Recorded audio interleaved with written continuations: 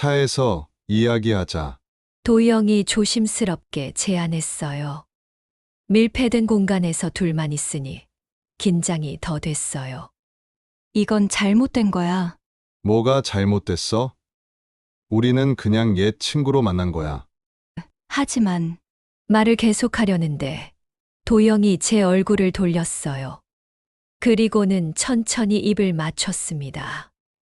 머리가 하얘졌어요. 이야기 시작하기에 앞서 여러분은 혹시 집에서 듣고 계신가요? 산책하며 듣고 계신가요? 댓글로 알려주시면 반갑게 인사드리겠습니다. 그럼 이야기 바로 시작하겠습니다. 저는 박선희입니다. 올해 48이죠. 우리 시 중앙병원에서 행정직으로 일한 지도 벌써 15년이 되었습니다. 매일 아침 7시에 일어나 아이들 도시락 싸고 남편 와이셔츠 다려주고 서둘러 병원에 출근하는 게 제 일상이었어요. 그날도 평소처럼 접수창구에서 환자들과 실랑이 하느라 정신없던 오후였습니다. 우편 배달원이 하얀 봉투 하나를 건네더군요. 발신인을 보니 고등학교 동창회 준비위원회였습니다. 벌써 30년이 지났구나. 봉투를 뜯어보니 예쁘게 디자인된 초대장이 들어있었어요. 졸업한 지 30년을 맞이해 동창회를 연다는 내용이었습니다. 장소는 시내 호텔, 날짜는 다음 주 토요일이었죠. 그날 저녁 거울 앞에 서서 얼굴을 유심히 들여다봤습니다. 눈가에 잔주름이 생겼고 볼살도 예전보다 젖었어요. 하지만 아직은 괜찮다는 생각이 들었습니다. 화장을 좀 진하게 하면 충분히 봐줄 만하겠더군요. 서랍을 열어 화장품을 정리하다가 깊숙한 곳에서 작은 상자를 발견했습니다. 오래된 머리핀이 들어 있었어요. 진주가 박힌 예쁜 머리핀이었습니다. 고등학교 때 받은 선물이었죠. 누가 줬던 거였지? 기억이 가물가물했어요. 하지만 왠지 가슴이 두근거렸습니다. 마치 그때로 돌아간 것 같았거든요. 18살, 아직 꿈도 많고 사랑도 설렜던 그때 말이에요. 남편이 거실에서 뉴스를 보고 있었습니다. 여보, 고등학교 동창회 초대장이 왔어요. 그래, 가고 싶으면 가지 뭐. 남편은 TV에서 눈을 떼지도 않고 대답했어요. 결혼한 지 20해가 넘도록 이런 식이었습니다. 관심도 없고 신경도 쓰지 않죠. 그날 밤 잠자리에 들면서 생각했습니다. 언제부터인가 저는 그냥 누군가의 엄마, 누군가의 아내, 그리고 병원 직원일 뿐이었어요. 박선이라는 한 사람으로서의 모습은 어디론가 사라져 버렸던 거죠. 동창회에 가야겠다고 마음먹었습니다. 오랜만에 박선희로 돌아가고 싶었거든요. 동창회 당일 저는 1시간 넘게 옷장 앞에서 고민했습니다. 결국 검은색 원피스에 얇은 카디건을 걸쳤어요. 화장도 평소보다 신경 써서 했죠. 거울 속 제 모습이 생각보다 괜찮아 보였습니다. 호텔 연회장에 들어서니 이미 많은 동창들이 와 있었어요. 모두들 나이가 들긴 했지만 옛 모습을 찾을 수 있었습니다. 여기저기서 반가운 인사 소리가 들려왔죠. 선희야, 진짜 오랜만이다. 너 정말 하나도 안 변했구나. 이런 말들을 주고받으며 돌아다니는데 문득 시선이 한 남자에게 멈췄습니다. 키가 크고 어깨가 넓은 잘 차려입은 남자였어요. 누구인지 한눈에 알아보긴 어려웠습니다. 그런데 그 남자가 저를 향해 걸어오더군요.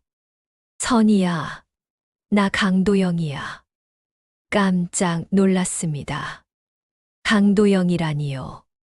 고등학교 때 그는 완전히 다른 사람이었거든요. 항상 교복 셔츠 밖으로 나와 있고 머리도 길렀죠. 선생님들한테 맨날 혼나던 문제아였어요. 그런데 지금의 도영은 완전히 달랐습니다. 값비싸 보이는 양복을 깔끔하게 차려입었고 머리도 단정하게 빗어 넘겼어요. 얼굴도 예전보다 남자다워 보였습니다. 도영이 맞아. 완전히 달라졌네. 하하, 그래도 선이 너는 하나도 안 변했구나. 여전히 예쁘네. 얼굴이 화끈해졌어요. 오랜만에 듣는 칭찬이었거든요. 무슨 일 하세요? 건설업해. 우리 시 재개발 사업도 몇 개 맡고 있어. 놀랍더군요.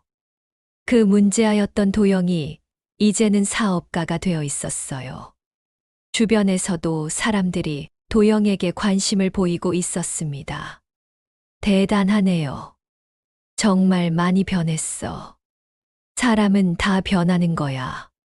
선이도 예전보다 더 분위기 있어 보이는데 가슴이 두근거렸습니다.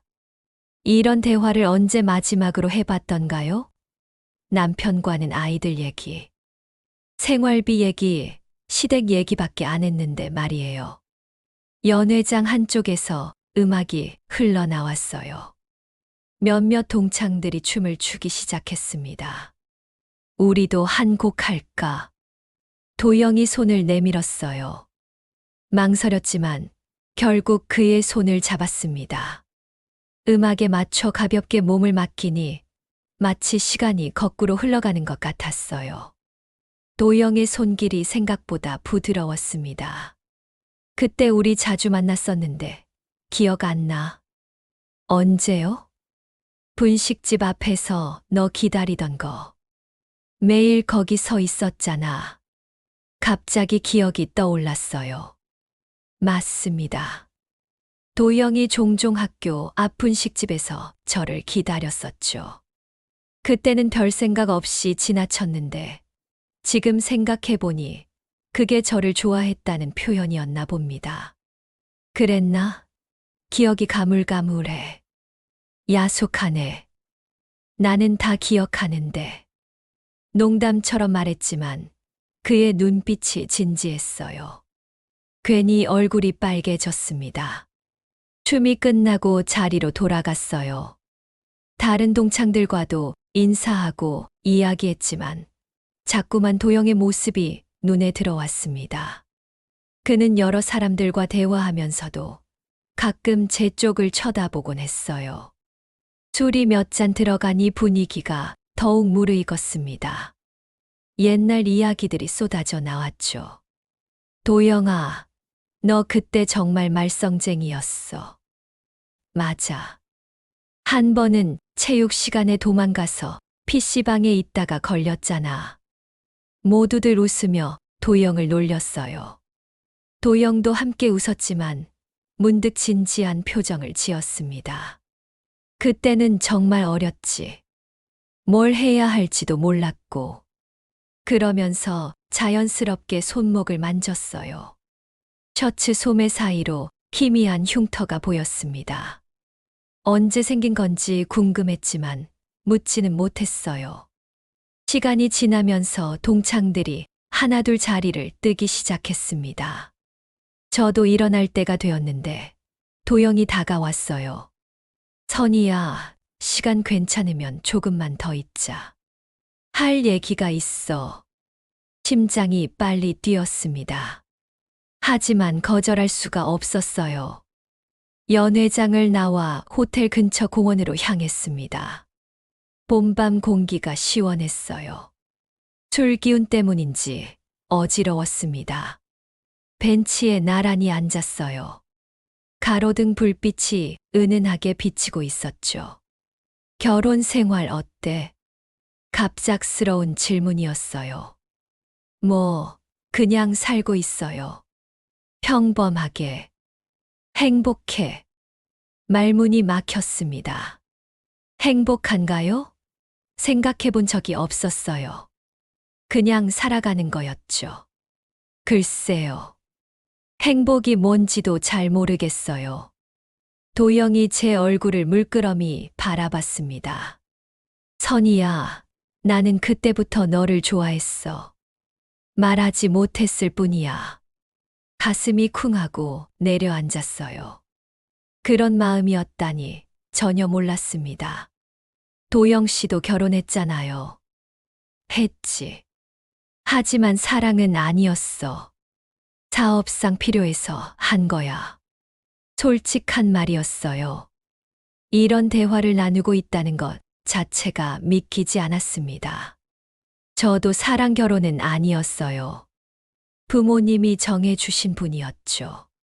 왜 이런 말을 하고 있는 걸까요? 술 때문일까요? 아니면 이 분위기 때문일까요? 갑자기 도영이 제 손을 잡았어요. 따뜻한 손이었습니다. 선이야. 그리고는 저를 끌어안았어요. 너무 갑작스러워서 몸이 굳어버렸습니다. 하지만 밀어내지 못했어요. 오히려 그 품이 편안했습니다. 20해 넘게 남편 외에는 이런 스킨십을 해본 적이 없었어요. 가슴이 미친 듯이 뛰었습니다. 안 돼요.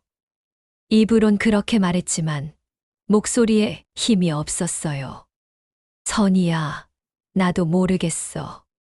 너를 다시 만나고 나서부터 계속 생각이 나. 도영의 목소리도 떨리고 있었어요. 그때 20살 때의 기억이 겹쳐졌습니다. 분식집 앞에서 기다리던 멀리서 바라보기만 하던 만약 그때 용기를 냈다면 어떻게 되었을까요? 차에서 이야기하자. 도영이 조심스럽게 제안했어요. 공원에 사람들이 지나다니고 있었거든요. 차에 타고 나니 더 조용해졌습니다. 밀폐된 공간에서 둘만 있으니 긴장이 더 됐어요. 이건 잘못된 거야. 제가 먼저 말했습니다. 하지만 확신이 서지 않았어요. 뭐가 잘못됐어? 우리는 그냥 옛 친구로 만난 거야. 하지만 말을 계속하려는데 도영이 제 얼굴을 돌렸어요. 그리고는 천천히 입을 맞췄습니다. 머리가 하얘졌어요. 온몸에서 전기가 흐르는 것 같았습니다. 이런 느낌을 언제 마지막으로 느껴봤던가요? 키스가 깊어졌어요. 저도 모르게 그에게 몸을 맡기고 있었습니다. 이성이 사라져가고 있었어요. 그때 머리핀이 바닥에 떨어지는 소리가 났습니다. 진주 달린 머리핀이었어요. 오늘 특별히 차고 온 건데 언제 빠진 건지도 몰랐습니다. 선이야. 도영이 제 이름을 부르며 더 가까이 다가왔어요. 그의 손이 제 어깨를, 허리를 감쌌습니다. 숨이 가빠졌어요. 안 돼요. 정말 안 돼요. 마지막 이성으로 말했지만 몸은 그를 밀어내지 못했습니다. 오히려 더 가까워지고 있었어요. 차 밖으로는 도시의 불빛들이 흐려져 보였습니다. 현실이 아닌 것 같았어요. 꿈을 꾸는 것만 같았습니다. 도영의 입술이 제 목에, 어깨에 닿았어요. 온몸이 떨렸습니다. 이런 감정을 느낄 수 있다는 게 신기했어요. 우리 잘못하고 있는 거 맞죠? 모르겠어. 지금은 생각하고 싶지 않아. 그의 말이 맞았어요. 생각하면 안 되는 일이었습니다. 그냥 이 순간에만 집중하고 싶었어요. 시간이 얼마나 흘렀는지 모르겠어요. 정신을 차렸을 때는 이미 모든 경계가 무너진 후였습니다. 다음 날 아침 평소처럼 7시 알람이 울렸어요. 눈을 떴을 때 처음 든 생각은 꿈이었으면 좋겠다였습니다. 하지만 현실이었어요. 어젯밤 일이 생생히 기억났습니다. 가슴이 두근거리면서 동시에 죄책감이 밀려왔어요. 거울을 보니 평소와 다를 게 없었습니다. 그런데 왜 이렇게 다른 사람이 된 것 같을까요? 부엌에서 아침 준비를 하는데 손이 떨렸어요. 계란을 깨다가 실수로 바닥에 떨어뜨렸습니다. 엄마, 왜 그래? 큰아들이 물어봤어요. 아, 아무것도 아니야. 서둘러 치우면서 마음을 다잡으려 했어요. 평소처럼 행동해야 합니다. 아무 일 없었던 것처럼요. 남편이 세면대에서 면도하고 있었어요. 어제 동창회 어땠어? 심장이 철렁했습니다. 그냥 그랬어요. 다들 많이 늙었더라고요. 그래? 재미있었겠네. 남편은 별 관심 없어 하는 것 같았어요. 다행이었습니다. 그런데 아침을 먹으면서 남편이 말했어요. 요즘 표정이 좀 다른 것 같은데. 뭐가요? 밝아진 것 같아. 화장품 바꿨어. 식은땀이 났어요. 들킨 걸까요? 아니에요. 그냥 날씨가 좋아서 기분이 좋은 것 같아요. 그래, 좋은 일이겠네. 남편은 신문을 보며 대수롭지 않게 말했어요.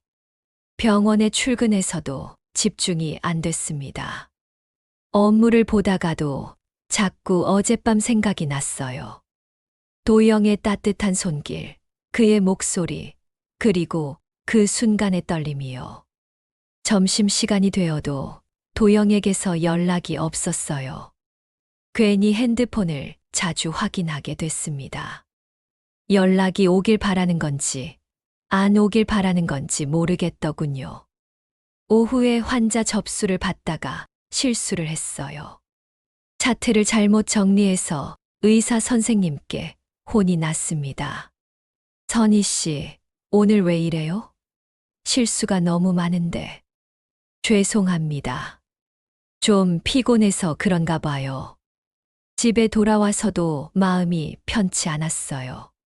저녁 준비를 하면서도 계속 딴 생각이 났습니다. 도영은 지금 뭘 하고 있을까요? 저처럼 어젯밤을 생각하고 있을까요? 아니면 아무렇지도 않을까요? 일주일이 지났어요.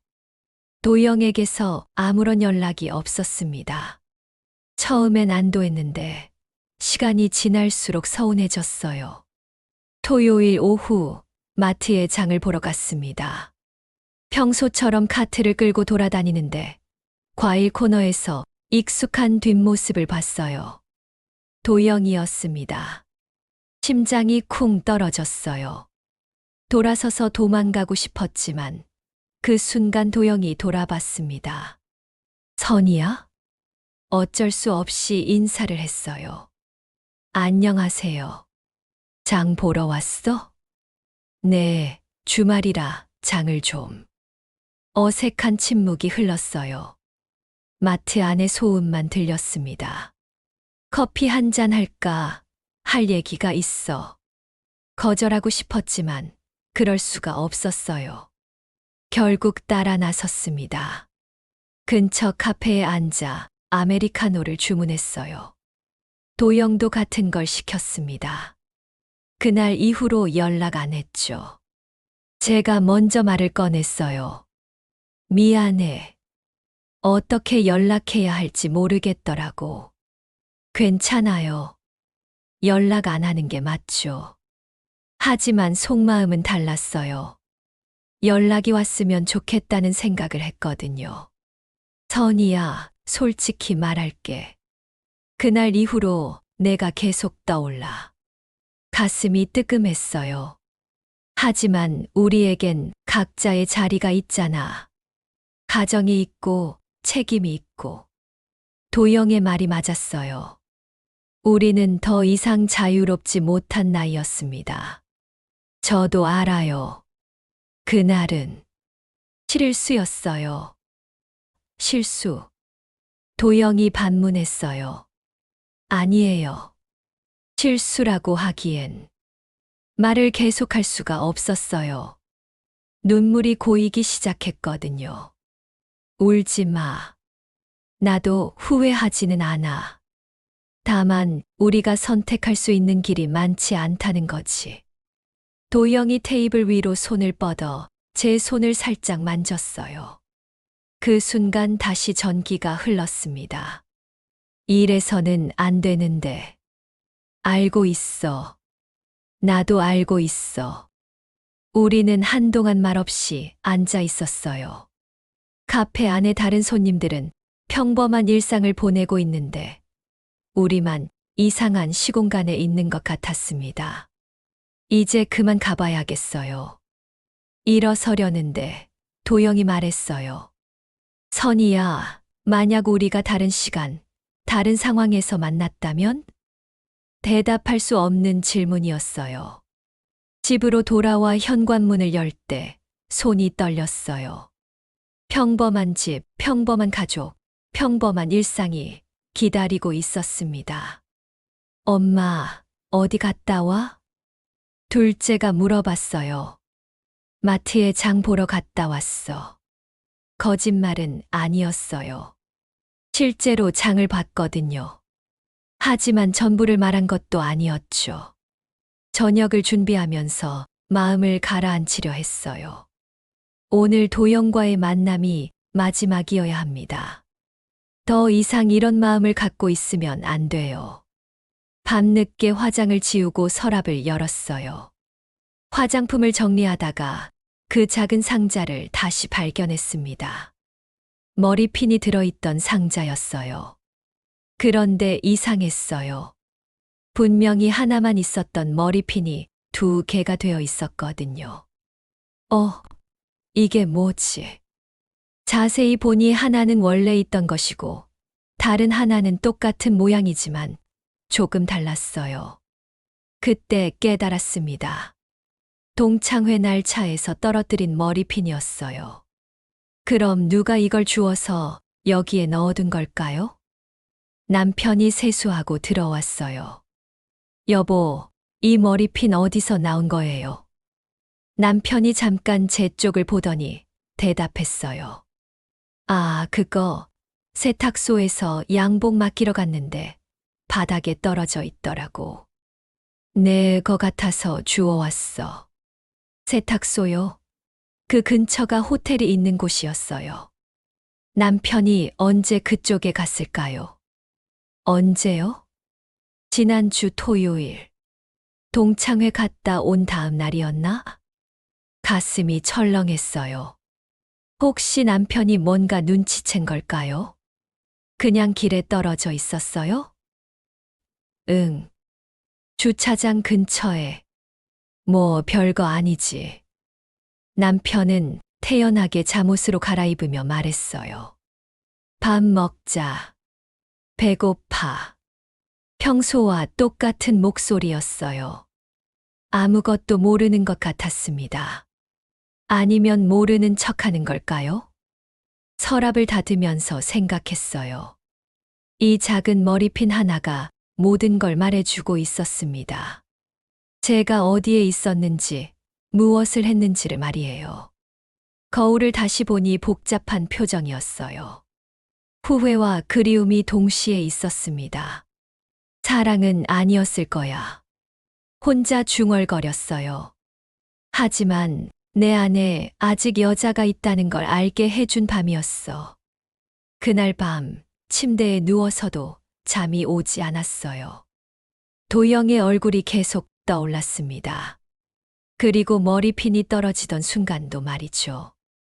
옆에서 남편이 코를 골고 있었어요. 20해 넘게 함께 잔 사람이지만 이렇게 멀게 느껴진 적은 처음이었습니다. 문득 생각해 봤어요. 만약 그때 도영이 용기를 내서 고백했다면, 만약 제가 그 마음을 알았다면, 우리의 인생이 달라졌을까요? 하지만 이미 늦었어요. 우리는 각자의 길을 선택했고, 그 길을 되돌릴 수는 없었습니다. 창문으로 들어오는 달빛을 바라보며 다짐했어요. 이제 정말 끝내야겠다고. 도영과의 추억은 가슴 깊은 곳에 묻어두고 다시 평범한 일상으로 돌아가야겠다고 말이에요. 하지만 가슴 한편으론 알고 있었어요. 그날 밤의 감정을, 그 설렘을 완전히 잊을 수는 없을 거라는 것을요.